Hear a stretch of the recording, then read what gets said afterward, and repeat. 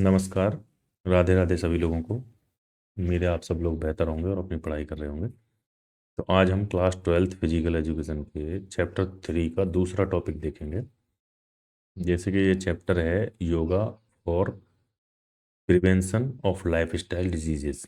तो आज जिस लाइफ स्टाइल डिजीज़ के प्रिवेंशन में योगा के रोल पे चर्चा होगी वो है डायबिटीज़।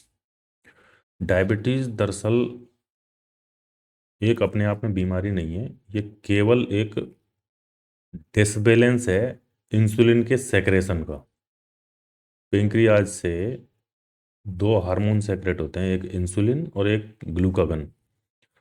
तो इंसुलिन जो हार्मोन है वो ब्लड स्ट्रीम में शुगर को कंट्रोल करने के लिए होता है, उसकी मात्रा को ना बढ़ने दे, इसलिए सेक्रेट होता है। तो उसके हार्मोन के सेक्रेशन में जब कोई गड़बड़ होती है या कम होता है या ज़्यादा होता है तो उससे ब्लड शुगर लेवल बढ़ता है और घटता है, वही डायबिटीज़ कहलाती है। इसी तरह दूसरा होता है ग्लूकागोन। वो ब्लड स्ट्रीम में शुगर के कंटेंट को बढ़ाने का काम करता है। मतलब ये दोनों एक दूसरे के रेसिप्रोकल हैं और बैलेंस के लिए काम करते हैं। तो डायबिटीज़ की बीमारी में, डायबिटीज़ मेलेटिस में योगा किस तरीके से बेनिफिशियल हो सकता है, आज हम इस पे बात करेंगे। सबसे पहले understanding diabetes and yoga. Diabetes क्या है और योग क्या है? What is diabetes? Diabetes mellitus is a metabolic disease that cause high blood sugar. The hormone insulin moves sugar from the blood into the cells to be stored or used for energy. In diabetes, your body either doesn't make enough insulin or can't effectively use it. या तो वो बना नहीं पाती है insulin को या फिर वो उसका इफेक्टिवली यूज नहीं कर पाती है। The hormone insulin moves sugars. Insulin जो है शुगर को मूव करता है ब्लड में, जो कि सेल्स में स्टोर होता है एनर्जी के लिए। ठीक है, तो ये वाला काम डिस्टर्ब हो जाता है, इसको डायबिटीज बोलते हैं। Role of yoga. Yoga is highly effective in managing diabetes by. किस तरीके से इफेक्टिव है योगा डायबिटीज को मैनेज करने में? Stimulating the pancreas to enhance insulin secretion. Pancreas को स्टिमुलेट करता है इंसुलिन के सेक्रेशन को एनहांस करने के लिए। रिड्यूसिंग स्ट्रेस, स्ट्रेस को कम करता है कार्टिसोल लेवल को एडजस्ट करते हुए। Improving blood circulation and reducing abdominal fat, blood circulation को इम्प्रूव करता है और एब्डोमिनल फैट को रिड्यूस करके। इन तरीकों से डायबिटीज से पार पाने में योगा हमारे लिए सहायक साबित होता है।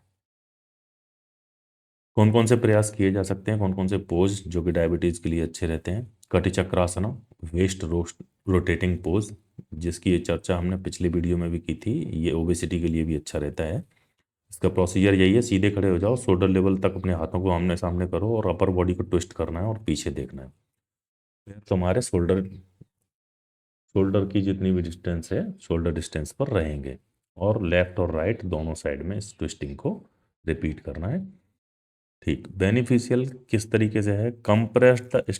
Compress and stretches the waist and abdominal organs. Abdominal organs और वेस्ट को स्ट्रेच करता है और कंप्रेस करता है। स्टिमुलेट द पेंक्रियाज, पेंक्रियाज को स्टिमुलेट करने का काम करता है। हेल्पिंग रेगुलेट शुगर लेवल्स, जिससे शुगर लेवल्स रेगुलेट होते हैं। Improves spinal flexibility, spinal flexibility इससे इंप्रूव होती है। कॉन्ट्राइंडिकेशन से कब नहीं करना चाहिए? प्रेगनेंसी में इसको नहीं करना चाहिए और हर्निया या स्लिप डिस्क की प्रॉब्लम हो तो उसमें इसको नहीं करना चाहिए। दूसरा है पवन मुक्तासना, जिसकी भी बात हमने पिछली वीडियो में कर ली है और ये ओबेसिटी के लिए भी अच्छा होता है। इसका प्रोसीजर सिंपल है। सुपाइन लाइन पोजीशन में हम लेटेंगे, हैंड्स बाय द साइड, और हम पैरों को मोड़ के घुटनों को छाती से लगाने का प्रयास करेंगे और अपने दोनों बाजुओं से उसको पकड़ेंगे, फिंगर को लॉक करके, जैसा कि इसमें दिखाया गया है, शिल्पा शेट्टी जी कर रही हैं। इस तरीके से यही प्रोसेस है। एक पैर से करेंगे तो इसे अर्ध पवन मुक्तासना बोलेंगे और दोनों से करेंगे तो इसे पूर्ण पवन मुक्तासना बोला जाएगा। और अपनी चिन्ह को घुटनों के बीच में लगाना होता है, नोज को घुटनों के बीच में या चिन्ह को। इस तरीके से ये इसका फाइनल पोज अटेंशन अटेनिंग होती है।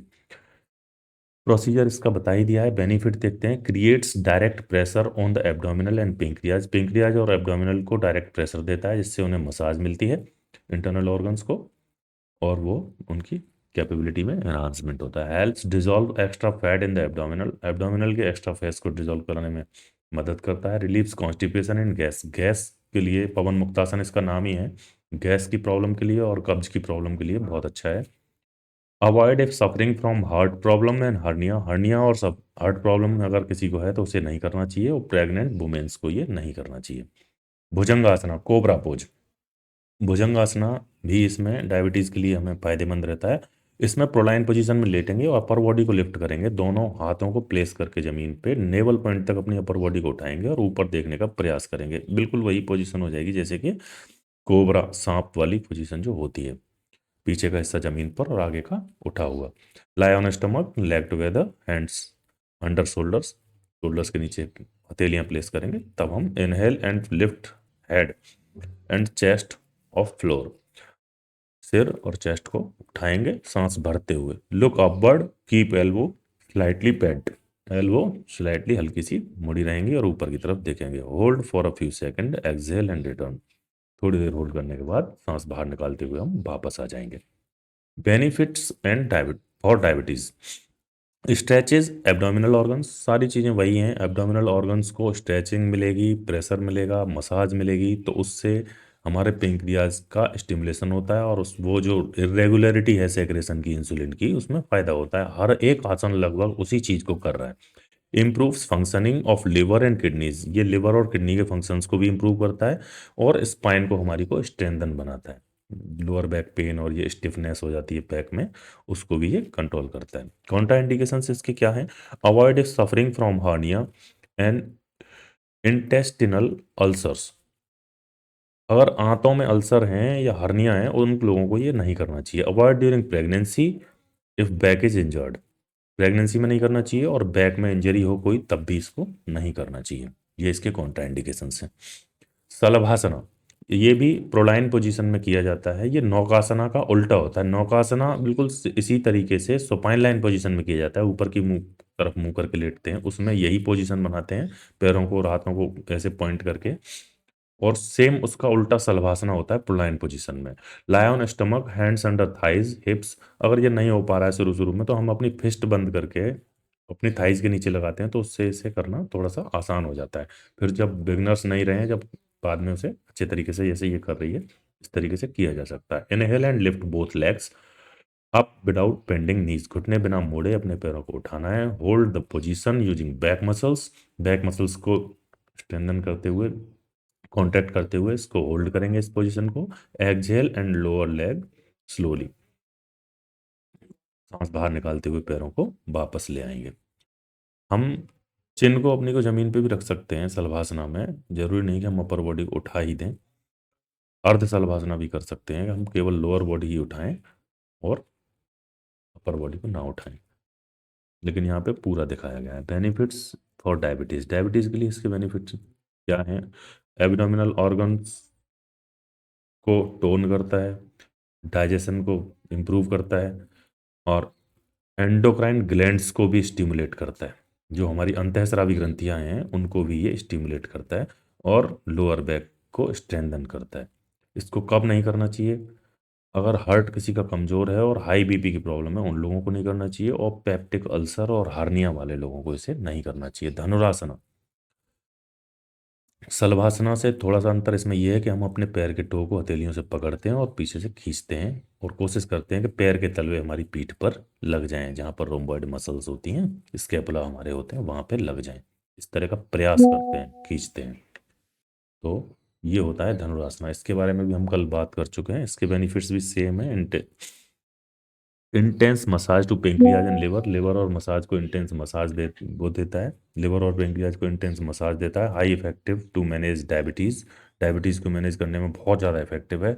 एब्डोमिनल फैट को कम करने में भी बहुत ज़्यादा इफेक्टिव है। हर्निया में, हाई बीपी में, हार्ट प्रॉब्लम में इसको नहीं करना है, और बैक इंजरी अगर आपको है तब भी इसको नहीं करना है। सुप्त वज्रासना, सुप्त वज्रासना क्या है कि वज्रासन में बैठ के अगर हम पीछे की तरफ लेट जाएं तो उसे सुप्त वज्रासना बोलते हैं। इसके लिए मैं आपको ले जाता हूँ यहाँ, इसका फोटो है मेरे पास एक, जो इसमें नहीं लग पाया है, उसे मैं दिखाता हूँ। सुप्त वज्रासना इस तरीके का है, अगर नहीं आ पा रहा है तो वैसे ही समझ लीजिएगा। चलिए, नहीं आ पा रहा है वो। सुप्त वज्रासना, हम वज्रासन में लेटेंगे और अपनी बॉडी को पीछे की तरफ कर देंगे और सिर को, माथे को जमीन पर रख के, फ्लोर पर रख के पीछे देखने का प्रयास करेंगे। ये वज्रासना का ही एक्सटेंशन है, सिट इन वज्रासना मीनिंग। वज्रासना एकमात्र आसन है जो खाना खाने के बाद भी किया जा सकता है। इसको आप कहीं भी सर्च करेंगे, इसका फोटो मिल जाएगा। Unfortunately I am sorry that वो यहाँ पे पुट नहीं कर पाया मैं। स्लोली लीन बैक, पीछे की तरफ जाना है, सपोर्ट द एल्बो, एल्बो की मदद से lower head to the floor और आर्क बैक स्लाइटली, पीछे की तरफ देखना है और सिर को जमीन पर लगाना है। Heads hands can rest on thighs और ओवरहेड, या तो ओवरहेड हो सकते हैं, पीछे की तरफ लेके आ सकते हो अपने हाथों को, या फिर अपनी थाइज पे प्लेस कर सकते हो। इससे एब्डोमिनल रीजन पूरी तरह से स्ट्रेच होता है, डाइजेशन और कॉन्स्टिपेशन में बहुत ज़्यादा हेल्प मिलती है, और दिमाग को काम करता है, शांति प्रदान करता है मस्तिष्क को, जिससे स्ट्रेस में रिडक्शन होता है। ये नी और एंकल में अगर आपको इंजरी है तो इसको नहीं करना चाहिए, क्योंकि उन पर बहुत प्रेशर पड़ता है। और इसको sciatica का अगर पेन है तब भी इसको नहीं करना चाहिए, सुप्त वज्रासना को। रिक्लाइंड थंडरबोल्ट इसका नाम है इंग्लिश में। पश्चिमोत्तानासन, सीधे सुपाइन लाइन पोजीशन में बैठेंगे, दोनों हाथ एक दूसरे साइड बाय साइड रहेंगे बॉडी के, और हाथों को ऊपर ले जाके क्लैप्स करके फिर आगे की तरफ बेंड करेंगे, बिना घुटने मोड़े। अपने सिर को, माथे को हम घुटनों से लगाने का प्रयास करेंगे, और प्रयास ये भी करेंगे कि अगर हम अपने टो को पकड़ सकते हैं तो पकड़ लें पैरों के पंजों को हाथों से। तो ये पूरा पश्चिमोत्तानासन होता है। इसके एब्डोमिनल ऑर्गन और एक्टिवेट पेंक्रियाज, सारी चीज़ें वही हैं जैसे और लोग और जितने आसन कर रहे हैं, वही काम ये भी कर रहा है। लिवर और किडनी को भी स्टिमुलेट कर रहा है और ब्रेन को भी काम कर रहा है, हमें स्ट्रेस से भी रिलीफ दिला रहा है। ये स्लिप डिस्क वालों को, साइटिका वालों को नहीं करना चाहिए, और अस्थमा अगर है तो उन लोगों को भी इसे नहीं करना चाहिए। अर्ध मत्स्येंद्र आसन, इसकी भी चर्चा हम पिछले वीडियो में कर चुके हैं, क्योंकि ये डायबिटीज़ और ओबेसिटी दोनों के लिए अच्छा है। इसमें सीधे बैठते हैं और इस तरीके से राइट वाले लेग को लेफ्ट के बाहर की साइड में प्लेस करते हैं, और लेफ्ट वाले लेग को मोड़ के उसके हील को अपने हिप के पास लेके आते हैं, और लेफ्ट वाले हैंड से राइट नी जो हमने बेंड किया है उसके बाहर की तरफ से हम अपने टो को पकड़ते हैं, और पीछे की तरफ अपर बॉडी ट्विस्ट करके हम देखते हैं, और दूसरा हाथ हमारा पीछे प्लेस्ड रहता है। ये इसका प्रोसीजर है। ये डायबिटीज के लिए मोस्ट इंपॉर्टेंट आसन है। Squeezes the pancreas, stimulate beta cells. ये पेंक्रियाज को स्क्यूज करता है, मतलब उसे दबाता है, प्रेशर देता है उस पर, और बीटा सेल्स जो रेस्पॉन्सिव हैं इंसुलिन को सेक्रेट करने के लिए, बीटा सेल और अल्फा सेल। अल्फा सेल से ग्लूकागॉन सेक्रेट होता है और बीटा सेल से इंसुलिन सेल, इंसुलिन जो हार्मोन है वो सेक्रेट होता है, तो उसको स्टिमुलेट करता है डायरेक्ट। तो इसलिए ये बहुत ज़्यादा इंपॉर्टेंट है, सबसे ज़्यादा इंपॉर्टेंट यही है डायबिटीज़ में, और ये ओबेसिटी के लिए भी अच्छा है। Improve liver and spleen function, liver और स्प्लीन के फंक्शन को भी ये इम्प्रूव करता है। इसको मेंस्ट्रुएशन पीरियड और प्रेगनेंसी में नहीं करना चाहिए, और सीवियर बैक पेन या नेक प्रॉब्लम अगर किसी को है, गर्दन में दर्द है, उसे भी ये नहीं करना चाहिए। कॉन्ट्राइंडिकेशन इसके ये। मंडूकासना, फ्रॉग पोज, ये इस तरीके से है जैसे आपको दिख रहा है इस पोजीशन में, ये फोटो में। सिट इन वज्रासना, पहले हमें वज्रासन में बैठना है। Make fist with thumbs inside, इसमें गलत दिया है ये, इसमें कैट पोज और फ्रॉग पोज वो दूसरे तरीके से दे दिया है। वज्रासन में हम बैठेंगे और अपनी मुट्ठियाँ बनाएंगे, और अपने थंब को इनसाइड करके मुट्ठियों में अंगूठे को अंदर करके, और हम अपनी नेवल पॉइंट के दोनों तरफ उनको लगाएंगे, ठीक है। और फिर एक्सहेल करेंगे पूरी तरह से और आगे की तरफ बेंड करेंगे वज्रासन में, ठीक है। फिस्ट इनटू एब्डोमिनल, और एब्डोमिनल में अपनी जो मुट्ठियां बनाई हैं उनको प्रेस करते हुए हम एक्सहेल करके पूरी सांस बाहर निकाल के आगे की तरफ झुकेंगे, और प्रयास करेंगे हमारी चिन जमीन से टच हो जाए, without lifting the hips from the knee heels. Look forward, hold the breath and breathe slowly. सामने देखना है और सांस को रोकना है, और या फिर बहुत हल्के से धीरे से सांस लेनी है। बेनिफिट्स इसके क्या हैं? Exert direct pressure on the pancreas, pancreas पे डायरेक्ट प्रेशर देता है, जो हम फिस्ट बना के अपने पेट पे लगाते हैं उससे डायरेक्ट प्रेशर मिलता है। Highly recommended for managing blood sugar, blood sugar को मैनेज करने के लिए बहुत ज़्यादा रिकमेंडेड है, बहुत ज़्यादा कारगर साबित होता है, और डाइजेशन के लिए बहुत अच्छा है। ये भी हम कर सकते हैं डेली खाना खाने के बाद, वज्रासन के साथ ये भी कर सकते हैं अगर हमने ज़्यादा हैवी खाना नहीं खाया है तब। कॉन्ट्राइंडिकेशंस इसके ये हैं: avoid the severe back pain, अगर सीवियर बैक पेन अगर है तब इसको नहीं करना है। Avoid if suffering from abdominal ulcer and hernia, hernia अगर अल्सर की प्रॉब्लम है तो एब्डोमिनल अल्सर या फिर हर्निया की जिन लोगों को प्रॉब्लम है उन लोगों को भी ये नहीं करना है, ये इसके कॉन्ट्राइंडिकेशंस हैं। गोमुखासन, कॉप फेस पोज, ये इसी तरह है जैसे इसमें दिखाया गया है। Sit with knee stacked right over left, raise right arm, bend elbow behind back, right arm raise करके एल्बो को पीछे की तरफ बेंड करना है। Bring left arm behind back from below and clasp finger, दोनों हाथों की फिंगर्स को क्लैस्प करना है आपस में। Keep back straight and look forward, अपनी बैक को सीधे रखते हुए सामने की तरफ देखना है। इसके फायदे हैं, किडनी और एडिनल ग्लैंड्स को ये स्टिमुलेट करता है, और डायबिटीज में रिलैक्सेशन देता है, इंड्यूसिंग रिलैक्सेशन, रिलैक्सेशन देने की वजह से ये डायबिटीज में हेल्पफुल रहता है। Open chest and improves breathing, breathing को इम्प्रूव करता है और चेस्ट को हमारी को खोलता है, तो रेस्पिरेटरी सिस्टम के लिए भी बहुत ज़्यादा फायदेमंद है। Avoid with shoulder neck and knee injury, कंधे गर्दन और घुटनों में अगर इंजरी है तो इसको नहीं करना चाहिए। इफ ओबीज, अगर आप मोटे हैं, क्लैस्पिंग हैंड्स में भी डिफिकल्ट, तो हाथों को क्लैस्प करना बहुत मुश्किल हो सकता है, तो उसके लिए ज़बरदस्ती ना करें। जहाँ तक आपके हाथ जाते हैं, नहीं क्लैस्प कर पा रही हैं फिंगर तो कोई दिक्कत नहीं है, जितना आपकी रीच है उतना ही करें, इसे ज़बरदस्ती ना करें। योग मुद्रासन, योग मुद्रा साइकिक यूनियन पोज, इसमें हम पद्मासन में बैठते हैं आलती पालती मार के, simple. Bring hands behind back, अपने हाथों को पीछे की तरफ, अपनी पीठ के पीछे दोनों को, रिस्ट को पकड़ते हैं एक दूसरे हैंड से, एक हाथ की रिस्ट को दूसरे हाथ से पकड़ते हैं और इनहेल करते हुए सांस खींचते हुए, फिर हम एक्सहेल करते हैं और आगे की तरफ सांस बाहर निकालते हुए आगे की तरफ बैंड होते हैं और अपना माथा जमीन पर रखते हैं simply. Relax in the final pose, और जब फाइनल पोज में पहुंच जाते हैं तो हम रिलैक्स करते हैं।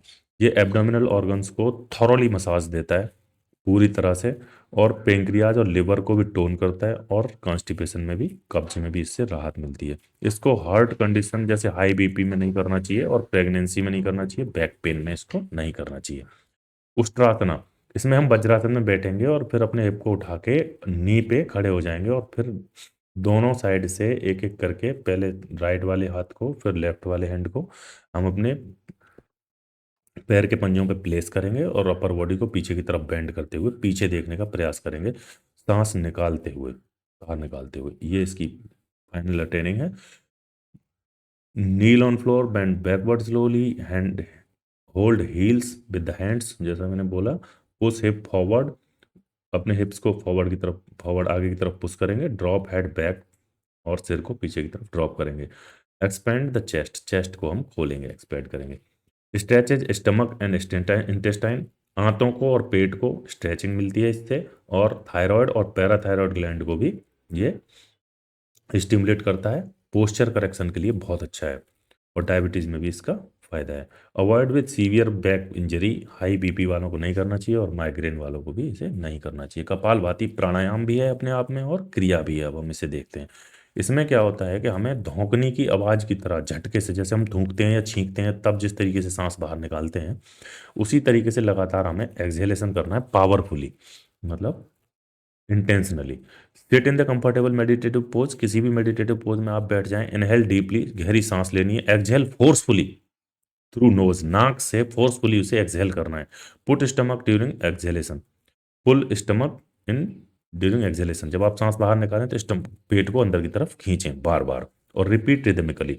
इसके 20 से 30 जितने भी आप इसका प्रयास कर सकें, ये अपने आप में क्रिया भी है। ये पूरे इंटरनल ऑर्गन्स को मसाज देती है, और इसी के लिए ये बहुत ज़्यादा बेनिफिशियल है, और बहुत ज़्यादा प्रचार भी हो रहा है इसका आजकल, पिछले 20 साल से बहुत ट्रेंड में है, और वाकई बहुत फायदेमंद है। अगर कोई भी इसे करता है तो उसे हर तरीके के लाभ उसकी ओवरऑल हेल्थ में देखने को मिलते हैं। ये क्या करती है, generate heats and increase metabolic rate, metabolic rate बढ़ाती है, और हीट जनरेट होती है इससे, बार बार अगर हम करते हैं तो इससे स्ट्रोक्स लगाते हैं। Stimulate abdominal organs and including pancreas, pancreas, pancreas सहित सारे एब्डोमिनल ऑर्गन्स को ये स्टिमुलेट करता है। इम्प्रूव्स ऑक्सीजनेशन, ऑक्सीजनेशन को भी ये इम्प्रूव करता है, मतलब ऑक्सीजन को भी, जगह जगह ऑक्सीजन के अपटेक इनटेक, इन सारी चीज़ों को भी बहुत ज़्यादा इम्प्रूव करता है। रेस्पिरेटरी सिस्टम के लिए भी बहुत अच्छा है। Avoid during high blood pressure, heart disease, heart disease अगर है, हाई ब्लड प्रेशर है, उनको नहीं करना चाहिए, क्योंकि ये हीट जनरेट करता है एक, करने के दौरान। अवॉइड ड्यूरिंग प्रेगनेंसी, प्रेगनेंसी में भी इसे नहीं करना चाहिए। If you have hernia, hernia वालों को भी ये नहीं करना चाहिए। तो it is all about that. Thank you. Radhe Radhe. धन्यवाद।